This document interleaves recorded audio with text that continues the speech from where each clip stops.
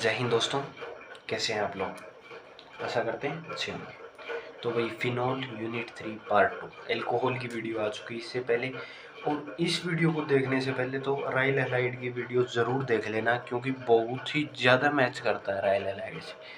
मैं यहाँ उसका मैकेनिज्म नहीं बताऊँगा जो मैंने राइल हैलाइड के अंदर बता चुका हूँ ऑफकोर्सली। क्लियर। अब मैं डायरेक्ट बात करूँगा फिनॉल के ऊपर, इसी रिएक्शंस के ऊपर, मेथड ऑफ प्रिपरेशंस के ऊपर। अब ये नहीं बताऊँगा कि फिनॉल का जर्नल स्ट्रक्चर तो बता देता हूँ। कुछ इस प्रकार का होता है कि बेंजीन की जो रिंग होती है उसके ऊपर OH ग्रुप लग जाता है, इसको जर्नली हम फिनॉल बोलते हैं। मेथड ऑफ प्रिपरेशन में सबसे पहली जो प्रोसेस है वो डाउज प्रोसेस है। ये भी मैं राइल हैलाइड के अंदर बता चुका हूँ, याद करो स्पेशल केस की स्पेशल। चलो फिर भी हम वो कर लेते हैं एक बार कि कोई भी क्लोरोबेंजीन दे रखा है उसके अंदर सबसे पहले क्या डालो, NaOH डालो विद हीट।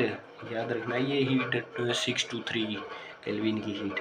और ये क्या बनाती है आपका, सोल्ट बनाती है ONA। और अब क्या डालो आप, HCl डाल दो, कोई भी एसिड डाल दो, तो ये अब क्या बना देगा, OH बना देगा। Clear, ONA। क्लियर। इस तरीके से पहली डाउस प्रोसेस थी। Dawes process is a process which is used to making the formation, which is used in formation of phenol. दूसरी, हम इसे बेंजीन से बना सकते हैं। बेंजीन से कैसे बना सकते हैं सर, बेंजीन से इसे ओलियम डाल के बना सकते हैं। अब आप पता है कि ओलियम है तो क्या बनेगा, OH3H। ये तो पता है ना क्यों, कौन सा ये इलेक्ट्रोफाइल जनरेट करेगा, वो अटैक करेगा, पता है ना सारी चीज़ें। NaOH डाल दो इसके अंदर। अब ये क्या बना देगा इसके अंदर, H पॉजिटिव की प्रेजेंस में ये इसको पहले सोल्ट बना देगा, और सोल्ट बनाने के बाद फिनॉल बना देगा, H पॉजिटिव डाल दिया। तीसरा, इसके अंदर जो सबसे फेवरेट मेरी रिएक्शन है वो डाइजोनियम सॉल्ट की है। डाइजोनियम सॉल्ट, डाइजोनियम सॉल्ट खुद बनाना बहुत मुश्किल काम है भाई। डाइजोनियम खुद बनाना बहुत मुश्किल है। डाइजोनियम के ऊपर एक कंप्लीट यूनिट होती है भाई, आगे आएगी वो सेमेस्टर में। ये एनिलीन होता है। इस एनिलीन के अंदर NaOH2 डाल दो आप, प्लस HCl डाल दो, 0 से 5 की हीट दो। ये रिएजेंट याद रख लेना भाई, बहुत इंपॉर्टेंट रिएजेंट है, बहुत बहुत बहुत ज़्यादा इंपॉर्टेंट रिएजेंट है कि एनिलीन के अंदर ये रिएजेंट डाल दो। ये क्या बना देता है, एक सोल्ट बनाता है जिसका नाम होता है डाइजोनियम सोल्ट, जो इस प्रकार से दिखता है, जिसके ऊपर ये चार्ज होते हैं। अब इसके अंदर आप सिंपल क्या कर दीजिए, वाटर एडिशन कर दीजिए। यहाँ पर OH नेगेटिव ऐड हो जाएगा, HCl बाहर निकल जाएगा, प्लस N2 बाहर निकल जाएगा। ये इसके बाय प्रोडक्ट्स होते हैं। क्लियर है।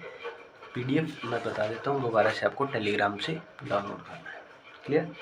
फ्रॉम क्यूमीन से जो प्रोसेस होती है भाई, ये थोड़ी ही डिफिकल्ट है समझने में, लेकिन बेस्ट प्रोसेस होती है भाई फॉर्मेशन की। बहुत ही ज़्यादा मात्रा में इससे आप क्या बना सकते हैं, फिनॉल बना सकते हैं।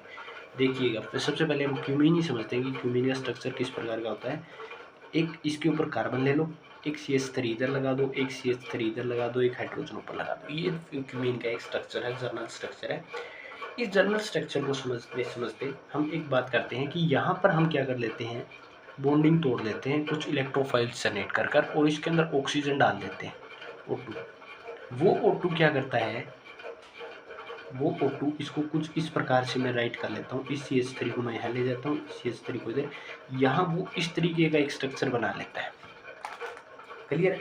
इस तरीके का एक स्ट्रक्चर बना लेता है, और इस तरीके के स्ट्रक्चर में वो अगले स्टेप में क्या करता है, H पॉजिटिव दे देता है। अब वो H पॉजिटिव कहाँ अटैक करेगा, वो H पॉजिटिव अटैक कर देता है CH3OH2। इस तरीके से यहाँ अटैक कर दिया इसने, और पॉजिटिव चार्ज जनरेट कर गया, क्योंकि पॉजिटिव चार्ज था इसके ऊपर। अब यहाँ एक स्टेप ध्यान रखना, क्यूमीन की रिएक्शन में ये बॉन्ड शिफ्ट हो जाता है यहाँ पर, ये बॉन्ड शिफ्ट हो जाता है यहाँ पर। इस बात की बहुत ही ज़्यादा ध्यान रखना कि ये जो बॉन्ड है ये यहाँ पे शिफ्ट हो गया, जिसके कारण आपको एक कंपाउंड मिल जाएगा CH3 double bond O plus, एक आपको एक ऐसा कंपाउंड मिल जाएगा फिनॉल, और H पॉजिटिव रिलीज हो जाएगा जैसे वो पहले था। क्लियर। इस चीज़ को ध्यान रखना कि ये बॉन्ड यहाँ पर शिफ्ट होगा और ये बॉन्ड यहाँ पर होगा। क्लियर। इस चीज़ में कोई प्रॉब्लम नहीं होनी चाहिए। बेस्ट मेथड है ये प्रिपरेशन ऑफ फॉर्मेशन। आप इसको बाय क्या बना सकते हैं, बाइजेमिनल गनार्ड रिएजेंट भी आप इसको बना सकते हैं। वो आपको पता है कि गनार्ड रिएजेंट RMgX होता है, उसको ARMgOX में डालना है, आपको रिएक्शन पता ही है सारी। एक अब हम बात करते हैं इसकी फिजिकल प्रॉपर्टीज़ के ऊपर। फिजिकल प्रॉपर्टीज ज़्यादा इंपॉर्टेंट नहीं है लार्ज एजेंट की रिएक्शन। ये 4 रिएक्शंस इंपॉर्टेंट थी इसकी जो मैंने डिस्कस कर दी है आपके साथ, रिएजेंट्स भी डिस्कस कर दी है। फिजिकल प्रॉपर्टीज अगर बात करें तो इसके अंदर भी क्या पाई जाती है, हाइड्रोजन बॉन्डिंग पाई जाती है।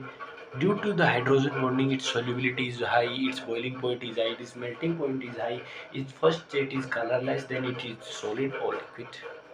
ये इसकी फिजिकल प्रॉपर्टीज है। अगर हम इसमें केमिकल रिएक्शंस की बात करें, सबसे इंपॉर्टेंट किसी भी चीज़ की अगर आपको पढ़नी तो आप केमिकल रिएक्शंस पढ़ो। क्लियर, केमिकल रिएक्शंस पढ़ो। इसमें सबसे पहली बात एसिडिक नेचर, जैसे हमने अल्कोहल के अंदर पढ़ा था सेम इसका हम पढ़ेंगे एसिडिक नेचर। PHOH ये क्या है, एक अल्कोहल, ये क्या है, फिनोल है, फिनोल की शॉर्ट फॉर्म है। अब ये क्या करेगा, PHO negative plus H positive, मतलब H पॉजिटिव दे रहा है, मतलब ये क्या है, एसिड है। आपका कोई भी मेटल आपने डाला, आपने कोई भी कंपाउंड डाला और उसने आपको क्या दिया, उसने आपको एसिड दिया, वो एसिड वीक होना चाहिए किसकी रिस्पेक्ट में, इस फिनोल की रिस्पेक्ट में। वहाँ किसकी रिस्पेक्ट में था, अल्कोहल वाली वीडियो में अल्कोहल की रिस्पेक्ट में, यहाँ किसकी रिस्पेक्ट में, फिनोल की रिस्पेक्ट में। जो एसिड फॉर्मेशन होगा यहाँ वो क्या होना चाहिए, वीक होना चाहिए। एक जनरल रिएक्शन है, किसी को कोई प्रॉब्लम नहीं हो रही होगी, मैं समझ पा रहा हूँ। एस्टिफिकेशन, एस्टिफिकेशन को भी हम अल्कोहल के अंदर डिटेल से बता चुके हैं, यहाँ पर मैं उतनी डिटेल से बात नहीं करूँगा। यहाँ पर मैं सीधा एक रिएक्शन लिख देता हूँ। जनरल रिएक्शन होती क्या है, जैसे मैंने कोई भी एक कंपाउंड ले लिया, ये वहाँ पर तो मैंने 3-4 कंपाउंड से बताया था, यहाँ मैं सिर्फ एक से बताता हूँ। कार्बोक्सिलिक एसिड से होगा क्या, RCOO, और ये बॉन्ड यहाँ से ब्रेक होगा और नेगेटिव चार्ज यहाँ अटैक करेगा। इस तरीके से आपको कंपाउंड देखने को मिलेगा। एस्टिफिकेशन भी हम अल्कोहल के अंदर बता चुके हैं आपको मैकेनिज्म के साथ कैसे होता है। यहाँ पर हमने जनरल रिएक्शन बता दी एस्टिफिकेशन की, कि एस्टिफिकेशन होता है। अब ये क्या है, एरोमेटिक रिंग है। अब एरोमेटिक रिंग है तो एरोमेटिक रिंग तो क्या होगी, इलेक्ट्रॉन रिच होगी। इलेक्ट्रॉन रिच होगी तो इसके ऊपर न्यूक्लियोफाइल कह रहा हूँ सॉरी, इलेक्ट्रोफाइल भी अटैक करेंगे। तो इसके अंदर कैसी रिएक्शन होती है, electrophilic aromatic substitution reactions, EAS electrophilic aromatic substitution reactions. तो इसमें जो प्रोडक्ट बनते हैं वो ऑलवेज पैरा मेजर होंगे। एक बात इसको याद रख लेना, ऑलवेज पैरा मेजर। मैंने अराइल हैलाइड में बताया था, इसलिए मैं कह रहा था कि अराइल हैलाइड को पढ़ लेना पहले। नाइट्रेशन, इसके अंदर 2 प्रकार से नाइट्रेशन होती है, एक डाइल्यूट की होती है, एक कंसंट्रेटेड की होती है। एक डाइल्यूट HNO3 की होती है, एक कंसंट्रेटेड HNO3 की होती है। दोनों में फ़र्क होता है। जब आपने डाला डाइल्यूट NHO3, डाइल्यूट आपने क्या डाला, नाइट्रिक एसिड डाला, कोई भी आपने एक फिनोल ले लिया है, उसके अंदर आपने डाइल्यूट डाल दिया HNO3, तो वो जर्नली क्या करेगा, वो एक बार तो NO2 को लगाएगा पैरा के ऊपर और एक यहाँ ऑर्थो पे लगा दिया, तो यहाँ पर वो एक बार पैरा के ऊपर लगा देगा। क्लियर। लेकिन जब आपने ले लिया डाइल्यूट कंसंट्रेटेड HNO3, अब ये रीजेंट तो नहीं बताना पड़ेगा ना कि पूरा रीजेंट क्या होता है नाइट्रिक का, नाइट्रेशन का, डाइल्यूट HNO3 प्लस H2SO4 या फिर dilute concentrated HNO3 plus H2SO4। Clear, ये पूरा रीजेंट होता है। ये तो बहुत बार पढ़ चुके हो यार, ये PR नहीं हुआ तो फिर तो फायदा ही क्या है। ये जहाँ जितनी भी पोजीशन है मेटा को छोड़कर, वहाँ सारी जगह NO2 लगा देगा। जितनी भी पोजीशन है वो सारी जगह क्या बना देगा, मेटा बना देगा, वो NO2 लगा देगा। जब आपने कंसंट्रेटेड HNO3 डाल दिया, डाइल्यूटेड में सिर्फ ऑर्थो और पैरा पे अलग अलग लगाएगा, ये पूरे के ऊपर लगा देता है। और इसी को बोलते हैं पिक्रिक एसिड, पिक्रिक एसिड। और ये बहुत ज़्यादा स्ट्रॉन्ग एसिड होता है due to the presence of -I effect. -I effect के कारण ये नेगेटिव चार्ज इसका सोख लेता है, बाहर खींच लेता है चार्ज को, जिसके कारण ये बेस्ट एसिड की तरह वर्क करने लग जाता है और बल्ले बल्ले कर देता है। इस वजह से हम इसे क्या बोलते हैं, picric acid, very strong acid भी इसे बोलते हैं। पहली बात है नाइट्रेशन। दूसरी ब्रोमिनेशन भी होगी। भाई ब्रोमोन भी डालोगे तो ब्रोमीन भी डालोगे तो ब्रोमीन कैसे डालेंगे, 2 तरीके से डालेंगे। कंपाउंड तो अपना फिनोल ही है। फिनोल के अंदर यदि आपने डाला Br2CS2 के साथ, Br2CS2 के साथ अगर आपने डाला, ध्यान से सुनना, CS2 के साथ डाला तो एक जगह लगाएगा, यहाँ लगा दिया, प्लस यहाँ OH, यहाँ लगा दिया ब्रोमीन। ये B है भाई, Br है, कोई सोच रहा तरंगी लिख दिया, Br है Br। अगर हमने इसी कंपाउंड को फिनोल के अंदर Br2 डाल दिया in the presence of H2SO4, Br2 डाल दिया in the presence of H2SO4, यहाँ CS2 की प्रेजेंस में, तो ये क्या करेगा, सेम एज ए इस कंपाउंड की तरह ये सेम एक्ट करेगा और जितनी जगह इसको मिलेगी वो ये सारी जगह क्या कैप्चर कर लेगा। अब ये मेटा पे क्यों नहीं लगता, ये भी कई लोगों के दिमाग में आ रहा है, वो सर मेटा पे क्यों नहीं लगता। सबसे पहली यूनिट एरोमेटिक हाइड्रोकार्बन -I पे -M इफेक्ट +M इफेक्ट बड़े अच्छे समझाया था, क्यों नहीं करता। ध्यान से ये अगर समझ रखा है तो आपको पता होगा, वरना नहीं पता होगा। अगली जो रिएक्शन अभी इसमें बात करेंगे वो कोल्बे रिएक्शन की बात करते हैं। कोल्बे रिएक्शंस की हम कार्बोक्सिलिक एसिड की फॉर्मेशन में भी यूज़ करते हैं कोल्बे रिएक्शंस को, लेकिन कोल्बे रिएक्शन एक नेम रिएक्शन है, तो इसके रिएजेंट को जो जरूर याद रखना, इसमें फिनोल लिया जाता है और फिनोल में सबसे पहले NaOH डाला जाता है। फिनोल के अंदर NaOH डालोगे तो कंपाउंड क्या बनेगा, डाउस प्रोसेस की तरह ये बनेगा। और इसके अंदर अब डाला जाता है, पहले CO2 डाला जाता है कार्बन डाइऑक्साइड, और दूसरा फिर H पॉजिटिव डाल दिया जाता है, और जिससे अपने को क्या कंपाउंड मिलता है, OH, और यहाँ पर COOH बन जाता है। इस कंपाउंड का नाम अगर किसी को पता है तो कमेंट बॉक्स में लिखिए, वरना मैं बता देता हूँ, ऑर्थोसैलिसिलिक एसिड, जिसका नाम क्या है, ऑर्थोसैलिसिलिक एसिड है। इसी के अंदर एक नेम रिएक्शन और आती है, रिमर टिमर रिएक्शन, आपने सुना होगा रिमर टिमर रिएक्शन। ये किसकी रिएक्शन होती है, नेम रिएक्शन होती है, एल्डिहाइड की नेम रिएक्शन होती है। क्लोरोफॉर्म, यस क्लोरोफॉर्म रिएजेंट क्या यूज़ किया जाता है, क्लोरोफॉर्म रिएजेंट इसके अंदर यूज़ किया जाता है। तो क्लोरोफॉर्म रिएजेंट अपना क्या करता है, एक बार CHO बनाता है पैरा पे, सॉरी ऑर्थो पे, और एक बार बनाता है पैरा पे। ये क्या है, रिमर टिमर रिएक्शन है। रिएजेंट क्या लिया जाता है, क्लोरोफॉर्म, यहाँ क्या लिया जाता है, कार्बन डाइऑक्साइड। किसी को कोई प्रॉब्लम नहीं होगी, हो भी नहीं सकती, क्लियर, मेरे होते हो भी नहीं सकती वही प्रॉब्लम। अब अगली अगर हम चर्चा की बात करें, इसके अंदर अगर मैं सल्फर डाल दूँ, सर H2SO4 डाल दूँ, कंसनट्रेटेड H2SO4 डाल दूँ, सल्फोरिनेशन करवा दूँ, कंसनट्रेटेड H2SO4 या ओलियम डाल दूँ, या फिर HNO3 डाल दूँ, बहुत ज़्यादा रिएजेंट मैंने आपको पहले ही बता दिया। सॉरी HNO3 तो नाइट्रेशन हो जाएगा ना, उसको मत डाल देना, कोई वैम में आगे वो डाल दे, तो SO3H बन जाता है, प्लस एक बार यही SO3H कहाँ लग जाता है, पैरा पे आके लग जाता है। ये दो प्रकार के इसके कंपाउंड देखने को मिलते हैं, क्लियर। ये तो नहीं, पर ये तो समझ पा रहे हो ना कि इसका मैं लगा क्यों रहा हूँ। ये इलेक्ट्रोफाइल है, यूनिट 1 देखो, इलेक्ट्रोफाइल मैंने बताया था कैसे जनरेट होते हैं, एल्काइल हैलाइड के अंदर भी बताया था। पहली वाली वीडियो देख के रखना, डायरेक्ट मत आना इधर, वरना भयंकर काम हो जाएगा। क्योंकि ऑर्गेनिक पढ़ने के कुछ तरीके होते हैं, बेस से पढ़ी जाती है ऑर्गेनिक केमिस्ट्री।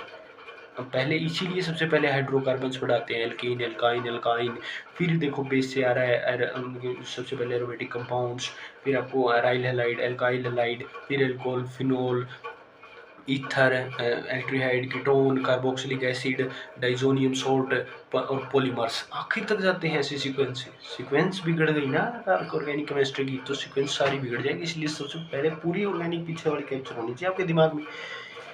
अगली रिएक्शन है रिएक्शन विद जिंक। यदि आप जिंक के साथ जिंक मेटल डाल दो और उसके साथ सिंपली फिनोल की आप रिएक्शन करवा देते हो, तो भी आपको क्या बन जाता है, आपके पास फिनोल के ऊपर H लग जाता है, मतलब बेंजीन बन जाता है, क्लियर। इस चीज़ से किसी को कोई आपत्ति नहीं होगी मेरे हिसाब से। एक रिएक्शन है ऑक्सीडेशन की भाई, जैसे अल्कोहल में मैंने ऑक्सीडेशन बड़े क्या एक अजीब तरीके से आपको पढ़ाया था, बड़े मज़ेदार इंटरेस्टिंग तरीके से आपको पढ़ाया था। यहाँ आपको ये रिएक्शन याद रखनी पड़ेगी फिनोल के अंदर, और इसका रिएजेंट भी बड़ा प्यारा है, Na2Cr2O7।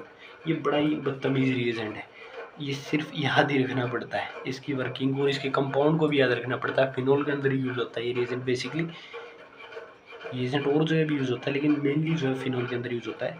ये दो तो डबल बॉन्ड यहाँ छोड़ देता है, ये जो अंदर है ना बेंजीन, उसका एक बॉन्ड को तोड़ देता है और बाहर दो बॉन्ड लगा देता है, ओके, ये कंपाउंड बनता है। ये रिएक्शन याद रख लेना, फिनोल से ये कंपाउंड भी याद रख लेना, ये रिएजेंट भी याद रख लेना, इसको ऑक्सीडेशन बोलते हैं।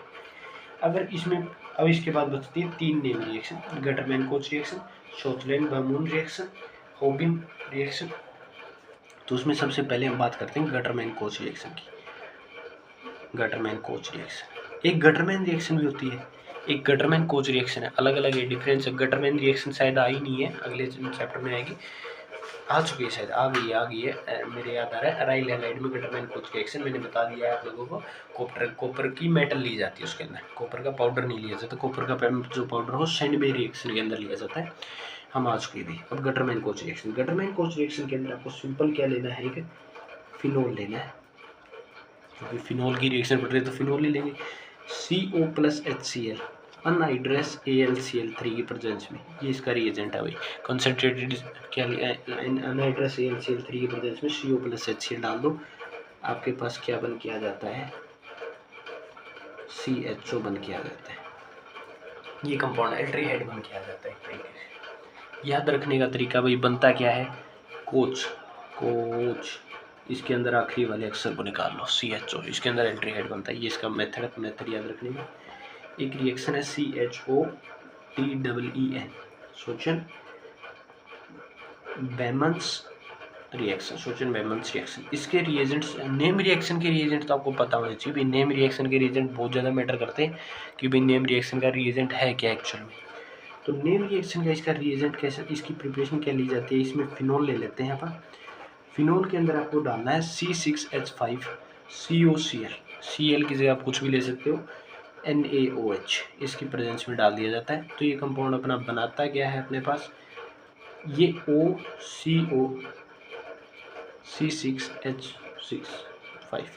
H5 इस तरीके से कंपाउंड बना देता है, प्लस HCl मीन्स ये इस H को और इस Cl को लेके चला जाता है और इस कंपाउंड को डायरेक्ट यहाँ पर अटैच कर लेता है अपने साथ।